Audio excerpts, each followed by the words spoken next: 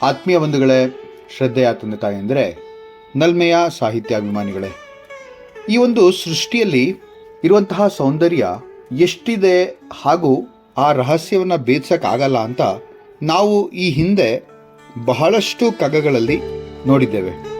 ಈ ಕಗ್ಗಗಳು ಹೇಳುವ ಪ್ರಕಾರ ಸೃಷ್ಟಿಯ ಒಂದು ವೈವಿಧ್ಯತೆ ಅಷ್ಟು ಸುಲಭನಾಗಿ ಹೇಳುವಂಥದ್ದಲ್ಲ, ಹಾಗೆ ಅದರ ಒಂದು ವರ್ಣನೆ ಕೂಡ ಅಸಾಧ್ಯ ಅಂತಲೇ ಹೇಳ್ಬೋದು. ಚಿತ್ತದ ಅನುಭವ ಭಾವ ಸಂಭಾವನೆಗಳೆಲ್ಲ ಬತ್ತವದನು ವಿಚಾರ ಯುಕ್ತಿಗಳು ಕುಟ್ಟೆ ಅಂತ ಹೇಳಿದಾಗಲೂ ಕೂಡ ತತ್ವದ ಒಂದು ಆದರ್ಶ ಈ ಒಂದು ಸೃಷ್ಟಿಯ ಒಂದು ಅಂತರ್ವೀಕ್ಷೆಯಲ್ಲಿ ಇದೆ ಅಂತಂದ್ರೆ ತಪ್ಪಾಗಲ್ಲ. ಹಾಗೇನೆ ಬಹಳಷ್ಟು ಸೃಷ್ಟಿಯ ಒಂದು ವೈಚಿತ್ರ್ಯವನ್ನ DVG ಅವರು ಈ ಹಿಂದೆ ನಮಗೆ ಬಹಳಷ್ಟು ಸತಿ ಹೇಳಿದ್ದಾರೆ. ತೃಣಕ್ಕೆ ಹಸಿರೆಲ್ಲಿಯದು, ಬೇರಿನದೆ, ಮಣ್ಣಿನದೆ, ದಿನಪನದೆ, ಚಂದ್ರನದೆ, ನೀರಿನದೆ, ನಿನದೆ, ತಣಿ ತಣಿವ ನಿನ್ನ ಕಣ್ಣಿನ ಪುಣ್ಯವೋ, ನೋಡು ಗುಣಕ್ಕೆ ಕಾರಣ ಒಂದೇ ಅಂತ ಹೇಳಿದಾಗಲೂ ಕೂಡ ನಾವು ಇದೇ ತರನಾದಂತಹ ಒಂದು ಮಾತನ್ನ ನಾವು ಕೇಳಿದ್ವಿ. ಈ ಒಂದು ಕಗ್ಗ ಆಳವಾದ ತಾತ್ಪರ್ಯವನ್ನು ಹೊಂದಿದೆ. ಈ ಕಗ್ಗ ವ್ಯಕ್ತಿ ತನ್ನ ಸ್ವಂತ ಹೊಳಪು, ಗೌರವ ಅಥವಾ ಸೃಷ್ಟಿಯ ಸೌಂದರ್ಯದಲ್ಲಿ ಎಷ್ಟು ತೀವ್ರವಾಗಿ ತೊಡಗಿಸಿಕೊಳ್ತಾನೆ ಎಂಬುದನ್ನ ಇಲ್ಲಿ ಬಹಳ ಸುಂದರವಾಗಿ DVG ಅವರು ಚಿತ್ರಿಸ್ತಾರೆ. ಇಲ್ಲಿ DVG ಅವರು ಮಾನವನ ಅಂತರಂಗ ಮತ್ತು ಸೃಜನಾತ್ಮಕತೆಯ ಕುರಿತು ದಾರ್ಶನಿಕ ಚಿಂತನೆಯನ್ನೇ ಮುಂದಿಟ್ಟಿದ್ದಾರೆ ಅಂತಂದ್ರೆ ಅದು ತಪ್ಪಾಗಲ್ಲ. ಈ 77ನೇ ಕಗ್ಗ ಹೀಗಿದೆ.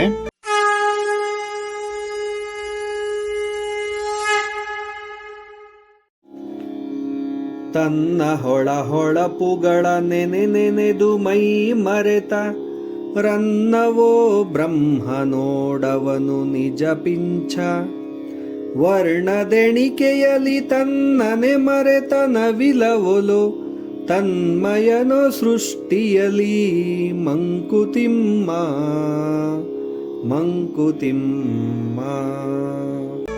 ತನ್ನ ಹೊಳಪುಗಳ ನೆನೆದು ಮೈ ಮರೆತ, ಇದು ಏನ್ ಸೂಚಿಸುತ್ತೆ ಅಂತಂದ್ರೆ ವ್ಯಕ್ತಿ ತನ್ನದೇ ಆದ ಪ್ರಭೆಯಲ್ಲಿಯೇ ತಲ್ಲೀನನಾಗಿರಬಹುದು.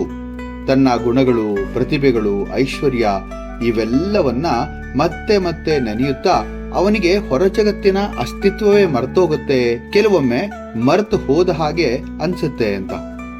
ಒಂದು ಉದಾಹರಣೆ ಕೊಡೋದಾದ್ರೆ ಯೋಚನೆ ಮಾಡಿ, ಕಲಾವಿದ ತನ್ನ ಕಲೆಯಲ್ಲಿ ತಲ್ಲೀನನಾದಾಗ ಅವನು ತನ್ನ ಶರೀರದ ಹದ, ಸಮಯದ ಪಾವತಿ ಇವೆಲ್ಲ ಅರಿವೇ ಇರಲ್ಲ ಅವನಿಗೆ.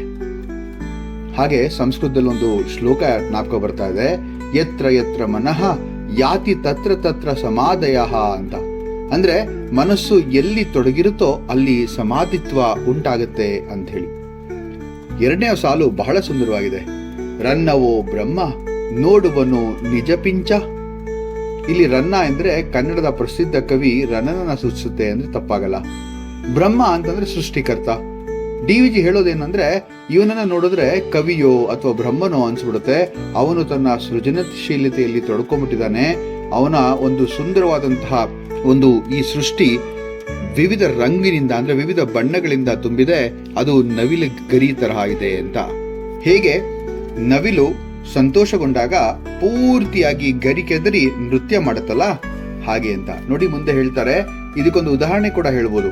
ಮಹಾಕವಿ ಕಾಳಿದಾಸ ತನ್ನ ಕಾವ್ಯಗಳಲ್ಲಿ ಪ್ರಪಂಚದ ಎಲ್ಲಾ ನೋಟುಗಳನ್ನ ತನ್ನ ದೃಷ್ಟಿಕೋನದಿಂದ ಕಲ್ಪನೆ ಮಾಡಿ ಬರೀತಿದ್ದ ಅಂತ. ಆತನನ್ನು ನೋಡಿದ್ರೆ ಬ್ರಹ್ಮನೇನು ಇದನ್ನ ರಚಿಸಿದ್ನೋ ಅನ್ನೋ ತರ ಆಗ್ತಾ ಇತ್ತು.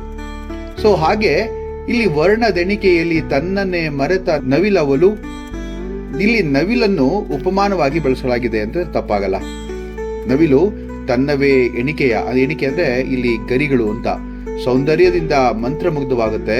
ಅದೇ ರೀತಿ ವ್ಯಕ್ತಿ ತನ್ನ ಸೃಷ್ಟಿಯ ವೈಭವದಲ್ಲಿ ತಾನೇ ಮರೆತು ಹೋಗ್ತಾನೆ ಅಂತ. ಒಬ್ಬ ವಿಜ್ಞಾನಿ ತನ್ನ ಪ್ರಯೋಗದಲ್ಲಿ ಎಷ್ಟು ತಲ್ಲೀನಾಗಿ ಹೋಗ್ತಾನೆ ಅಂದ್ರೆ ಯಾವಾಗ ತಿನ್ಬೇಕು, ಯಾವಾಗ ಮಲಗಬೇಕು ಎಂಬುದೇ ಕೂಡ ಅವನಿಗೆ ಮರ್ತೋದಂಗಾಗತ್ತೆ. ನಾವಿದನ್ನ ಬಹಳಷ್ಟು ನೋಡೂ ಇದ್ದೀವಿ. ನವಿಲು ತನ್ನ ಮಿಂಚುವ ಬಣ್ಣಗಳಲ್ಲಿ ಬಹಳ ಸೊಗಸಾಗಿ ನೃತ್ಯ ಮಾಡುತ್ತೆ. ಈ ತನ್ಮಯತೆ ಒಂದು ರೀತಿಯ ಆತ್ಮವಿಸ್ಮೃತಿ ಅಂತಂದ್ರೆ ತಪ್ಪಾಗಲ್ಲ. ತನ್ಮಯನೋ ಸೃಷ್ಟಿಯಲ್ಲಿ ಮಂಕುತಿಮ್ಮ, ಇದೇ ಈ ಪದ್ಯದ ಸಾರ ಅಂತ ಹೇಳಿದ್ರೆ ತಪ್ಪಾಗಲ್ಲ. ತನ್ಮಯತೆ ಅಂತ ಒಂದು ಸುಂದರವಾದಂತಹ ಪದವನ್ನು ಹೇಳಿದ್ದಾರೆ. ಅಂದ್ರೆ ಪರಮ ಏಕಾಗ್ರತೆ ಅಂತ ಹೇಳ್ಬೋದು. ಎಂತಹ ಒಂದು ಸೃಜನಾತ್ಮಕತೆಯ ತಲ್ಲೀನತೆ ಇಲ್ಲಿದೆ ನೋಡಿ. ಇಲ್ಲಿ ಡಿ ವಿಜಯರು ಹೇಳುವುದೇನಪ್ಪಾ ಅಂತಂದ್ರೆ, ಅಂತಹ ವ್ಯಕ್ತಿಯು ತನ್ನ ಸೃಷ್ಟಿಯಲ್ಲಿ ಪೂರ್ಣ ತಲ್ಲೀನನಾಗಿರುತ್ತಾನೆ, ತನ್ನ ಆತ್ಮವೇ ಮರೆತು ಹೋಗುವ ಮಟ್ಟಿಗೆ ಅಂತ. ಇಲ್ಲಿ ಬಹಳ ಸುಂದರವಾಗಿ ತನ್ಮಯತೆಯ ಒಂದು ಪದವನ್ನ ಇಲ್ಲಿ ಉಪಯೋಗಿಸಿದ್ದಾರೆ. ಅದನ್ನೇ ನಾವು ನಿರೀಕ್ಷಣಾ ಸಮಾಧಿ ಅಥವಾ ತತ್ಪರತೆ ಅಂತ ಕೂಡ ಹೇಳ್ಬೋದು. ಈ ಒಂದು ಕಗ್ಗದ ಒಟ್ಟು ಸಾರಾಂಶ ಏನಪ್ಪಾ ಅಂತಂದ್ರೆ, ಡಿ ವಿಜಿಯವರು ಹೇಳೋ ಹೊರಟಿರೋದೇನಪ್ಪಾ ಅಂದ್ರೆ, ಯಾರು ತಮ್ಮ ಕೌಶಲ್ಯದಲ್ಲಿ, ತಮ್ಮ ಹೊಳಪಿನಲ್ಲಿ ಅಥವಾ ತಮ್ಮ ಸೃಷ್ಟಿಯಲ್ಲಿ ತಲ್ಲೀನರಾಗಿರುತ್ತಾರೋ ಅವರು ಒಂದು ರೀತಿಯ ಬ್ರಹ್ಮನಂತೆ ಕಾಣ್ತಾರೆ. ಅವರು ತಮ್ಮನ್ನೇ ಮರೆತು ಹೋಗ್ತಾರೆ. ಆದರೆ ಅವರು ಒಂದು ಹೊಸ ಜಗತ್ತನ್ನ ರೂಪಿಸಿದ್ದಾರೆ. ಅದೇ ನಿಜವಾದ ಕಲೆ, ಅದೇ ನಿಜವಾದ ತಪಸ್ಸು. ತನ್ನ ಹೊಳೆಪುಗಳ ತಾನೇ ನೆನೆದೆನೆದು ಮೈ ಮರೆತಂತಹ ರನ್ನವೋ ಅಂದ್ರೆ ಆ ಕವಿಯೋ ಆ ಬ್ರಹ್ಮ. ಅಲ್ಲಿ ನೋಡು, ಅವನು ಒಂದು ನವಿಲು ತನ್ನ ಗರಿಗಳನ್ನೆಲ್ಲ ಕೆದರಿ ನೃತ್ಯ ಮಾಡುವಾಗ ತನ್ನ ಗರಿಗಳ ಬಣ್ಣಗಳನ್ನ ಕಂಡು ಹೇಗೆ ತನ್ಮಯಗೊಂಡಿದೆ.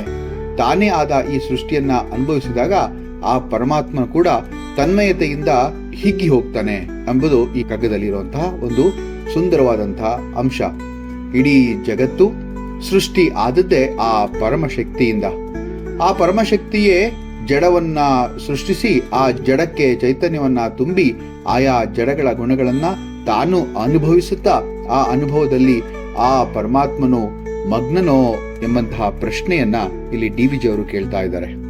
ತನ್ನ ಹೊಳಪುಗಳ ನೆನೆದು ಮೈ ಮರೆತ ರನ್ನವೋ ಬ್ರಹ್ಮ, ನೋಡುವನು ನಿಜ ಪಿಂಚ ವರ್ಣದೆಣಿಕೆಯಲ್ಲಿ ತನ್ನನೇ ಮರೆತ ನವಿಲೋಲು, ತನ್ಮಯನೋ ಸೃಷ್ಟಿಯಲ್ಲಿ ಮಂಕುತಿಮ್ಮ ಅಂತ ಹೇಳಿದ್ರು. ಇನ್ ಮತ್ತೊಂದು ಕಗ್ಗದೊಂದಿಗೆ ಮತ್ತೆ ಭೇಟಿ ಆಗ್ತೇನೆ. ನಮಸ್ಕಾರ.